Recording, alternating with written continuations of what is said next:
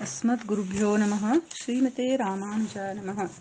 श्री 1008 स्वामी जी श्री सीतारामाचार्य जी महाराज के दिव्य अमृत वचन श्री नित्य लीला ग्रंथ भाग 14 में से दिनांक 13/11/44। 2-3 बातें सुलझाकर समझाए हैं। भगवान अपना अस्तित्व नहीं मिटा सकते। ज्ञान हुए बिना जीव को मोक्ष नहीं मिलता। ज्ञानी के कृपा संबंध से मोक्ष दे देते हैं। बद्ध जीवों को मोक्ष नहीं देते। यदि देते तो हम लोग अनादि से आज तक संसारिक दुख में क्यों पड़े रहते। हम ये लोग ब्रह्मांड स्वरूप है, इसलिए ज्ञान संपादन की सख्त जरूरत है। ज्ञान में 2 विभाग है, प्रथम साधनोक्त ज्ञान और द्वितीय स्वरूप ज्ञान। महीनों से जो कहा जा रहा है उसी का शोधन उपसंहार अब कर रहे हैं। स्वरूप ज्ञान का लक्षण क्या है? हम सब जीवों का संबंध परमात्मा से है। संबंध के अनेक नाम है, आत्मा और परमात्मा, जीव और ईश्वर, पुत्र और पिता, सेवक स्वामी, पति पत्नी आदि। इस संबंध ज्ञान से मोक्ष होता है। पति पत्नी संबंध का भाव यह है कि जीव प्रभु के परतंत्र है और परमात्मा परम स्वतंत्र है। स्त्री हर एक बात में पति के परतंत्र होती है। इसी भाव के अनुसार पति पत्नी का संबंध भगवान के साथ कहा जाता है। पापों के महान जंगल के समान हम लोग हैं और अनादि से संसार में पड़े हुए बद्ध जीव है। हमारा इतना पाप है कि लाखों ब्रह्मा की आयुष्य तक भोगे तब भी नहीं भोग सकते। एक क्षण का पाप ब्रह्मा के 2 लाख कल्प तक भोगे तब भी नहीं भोगा जा सकता। अनंत जन्मों से अपराध करते आए हैं, फिर अपराधी जीव को भगवान का परम पद कैसे प्राप्त हो? एक मनुष्य खाने के लिए सुंदर भोजन बनाया और फिर उसमें धूल मुट्ठी भर डाल दिया, वह भोजन खाने लायक नहीं रह गया। उसी प्रकार जो कुछ पुण्य कार्य किया जाता है उसमें अहंकार ममकार रूपी धूल डाल दी जाती है, इसलिए वह सुकृत पुण्य किसी काम का नहीं रह जाता, उल्टा हानि करता है। भगवान तो सब जानते देखते हैं। इस बद्ध जीव को कुछ भी ज्ञान नहीं है। अनित्य को अनित्य नहीं समझता है।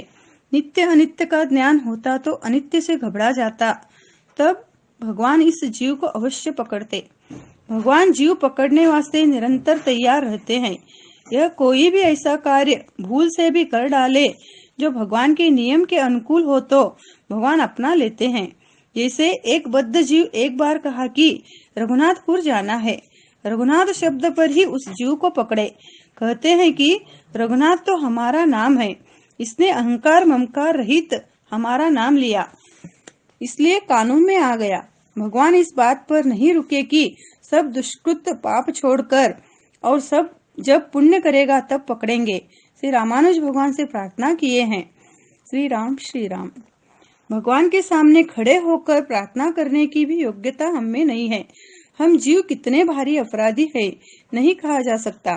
शेष तथा शारदा भी नहीं कह सकते। एक स्त्री अपने पति को छोड़कर दूसरे पुरुष के पास रही, फिर उसको भी छोड़कर तीसरे के पास।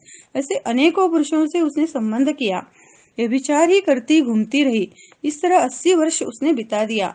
अब उसको कोई पुरुष नहीं देखता, न पूछता है। अपने दरवाजे पर ऐसी स्त्री को खड़े होने भी नहीं देता। उसका कहीं पर ठिकाना नहीं। महान दुखी हो गई। अब वह क्या करे? किसी ने सलाह दिया कि प्रथम विवाहित पति के पास जाकर क्षमा प्रार्थना कर ले। वह बोली उनके सामने जाने लायक न रही। विवाहित पति को छोड़कर और पराये पुरुषों से पाप करके मैंने उम्र गंवा दी। इतना होने पर भी यदि वह स्त्री उस प्रथम विवाहित पति के पास जाती है और पति उस स्त्री को रहने के लिए घर और खाना कपड़ा दे तो यह उसकी कृपा ही है। वह स्त्री भी समझेगी कि मैं तो इस लायक नहीं थी, किंतु वे कृपा करके ही दिए हैं। अनंत जन्मों से संसार में भटकता हुआ यह जीवात्मा उस भटकने वाली स्त्री के समान है। उस दुराचारी स्त्री से पति का मिलन कैसे हो सकता है? जीव भी पापों का बड़ा भंडार है, इसका मिलन भगवान से कैसे हो सकता है? अनादि से यह जीव महापापी बना है। उस पाप को किस उपाय से नाश कर पाएगा और किस उपाय से पुण्यात्मा बनेगा? शास्त्र में खास उपाय कर्म ज्ञान भक्ति बताया है और कहा जा चुका है कि मन इंद्रिय वश में करके कर्म ज्ञान भक्ति करना पड़ेगा। और जब मन इंद्रिय ही वश में नहीं तो कर्म कैसे बन सकेगा? जमीन ही नहीं तो घर महल कहाँ पर कैसे बनेगा? बीज ही नहीं तो वृक्ष कैसे उत्पन्न होगा? मन इंद्रिया वश में नहीं तो विधि सहित कर्म और सर्वत्र भगवान का दर्शन होने वाला ज्ञान तथा ध्यान और नाम का स्मरण करते हुए तारने वाली भक्ति नहीं बनेगी। शुकर को मालपुआ का रसोई नहीं भाता है, ऐसा ही स्वभाव इस पापी जीव का है। इस जीव के लाखों जन्म हो गए, बाल बच्चे, स्त्री, घर, धन में जैसा इसका प्रेम है वैसा गुरु और भगवान में नहीं है। यह दुर्दशा गृहस्थों से भी ज्यादा सन्यासी, वैरागी तथा त्यागी कहे जाने वाले लोगों की है। कहते हैं कि हमने घर माया छोड़ दिया और घर घर की ठोकरें खाते घूमते हैं। गृहस्थों के घर तुलसी दल बांटते फिरते हैं, बड़ा से बड़ा पाप करने में नहीं डरते हैं। इन साधुओं से गृहस्थों का दर्जा ऊंचा है। गृहस्थ भगतदास त्यागी से बड़ा है। त्यागी विरक्त श्री सुखदेव जी गृहस्थ श्री जनकराज के पास भगवत ज्ञान जानने वास्ते जाते थे। जो कहते हैं हम विरक्त अमुक गृहस्थ, समझो वह स्वरूप ज्ञानी नहीं है। गृहस्थ हो या विरक्त, श्री भगवत चरण प्रेम से ही बड़ा होगा, आश्रम से नहीं। त्यागी साधु कहाने वाले लोगों को देखा कि घर कुटी में आग लगी तो सेवा मूर्ति भगवान को उसी में छोड़ भाग गए। यह है इनकी भक्ति। हमारे श्री स्वामी जी उपदेश में यह सब कहा करते थे। भगवान श्री कृष्ण की प्रेम पूर्ण मोहनी वंशी बजी।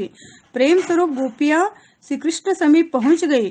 चिंतयंती नाम की गोपी को उसका पति नहीं जाने दिया। वह उसी समय भगवान से मिलने के लिए अपना प्राण छोड़ दिया। यह है उसकी ऊंची दशा। एक स्त्री का प्रेमी स्त्री के बीमार होने पर घबराकर किसी देवता के पास जाकर कहा कि मैं अपना मस्तक काटकर चढ़ाता हूँ, वह जी जाए। देखिए, अपना माथा देने को तैयार है। लौकिक लोगों में संसार के प्रति ऐसा प्रेम है। सत्योपाख्यान ग्रंथ में लिखा है कि लावण्यता के सागर परब्रह्म परमात्मा रघुवंश भूषण श्री रामचंद्र जी थे। उनको जो देखता मुग्ध हो जाता था। वहीं पर मंथरा नाम की एक दासी थी। वह राम जी को देखकर मुंह फेर लेती थी। एक दिन उससे पूछा कि धनुष कहाँ पर रखा है। उससे जवाब मिला कि चूल्हे में। ये अभागे जीव है। तत्सुख सुखी का बहुत ऊंचा भाव है। तत्सुख सुखी भाव वाले तो श्री जटायु जी और श्री विदुर जी थे। जटायु जी का प्राण जा रहा है, मरने की तैयारी है, परंतु राम जी को कहते हैं कि आपको सीता जी बहुत जल्दी मिलेंगी, आपका मंगल हो। भगवान से अर्जुन ने पूछा कि कर्मयोग से मोक्ष कब मिलेगा? तो भगवान ने उत्तर दिया कि फिर जन्म, इस क्रम में लाखों करोड़ों जन्म में कर्मयोग की सिद्धि होने पर ही परम गति हो सकती है। पता नहीं कि कितने जन्मों में, किंतु भगवान की निरहेतु कृपा का भरोसा कर लिया तो फिर सेवा कुछ बने या नहीं, परंतु भगवान की निरहेतु कृपा से परम गति मिलकर रहेगी। शरणागतों को सदा ध्यान रखना चाहिए कि कर्म, ज्ञान, भक्ति के उपाय का अवलंब करना अपने स्वरूप विरुद्ध है। कोई एक स्त्री मोटी ताजी है, 20 सेर अनाज पीसकर अपना पेट भरती है और उसका पति करोड़पति है। पति का धन उसके कार्य में नहीं आ रहा है। समझना चाहिए कि वह स्त्री अपने स्वरूप से विरुद्ध कर रही है। स्वरूप और संबंध ज्ञान वाले को खुद कमाने की चिंता का त्याग कर देना चाहिए, क्योंकि सर्वसमर्थ भगवान हमारे पति है, पिता है और रक्षक है। उन्हीं के विश्वास पर सदा रहना चाहिए। यही उच्च कोटि का ध्यान है। श्री हनुमान जी ने श्री सीता जी से पूछा कि मैं आपकी रक्षा करूं, तो सीता जी ने कहा कि नहीं, श्री भगवान राम जी के द्वारा ही मेरा रक्षण होगा। सीता जी स्वयं समर्थ है, इतनी शक्ति रखती है कि सब राक्षसों सहित लंका को अपनी दृष्टि मात्र से ही जलाकर खाक कर दे। फिर भी कहती है कि मैं प्रभु के समक्ष परतंत्र असमर्थ हूँ। यह स्वरूप ज्ञान है। शास्त्र कहते हैं कि यह जीव महापापी है।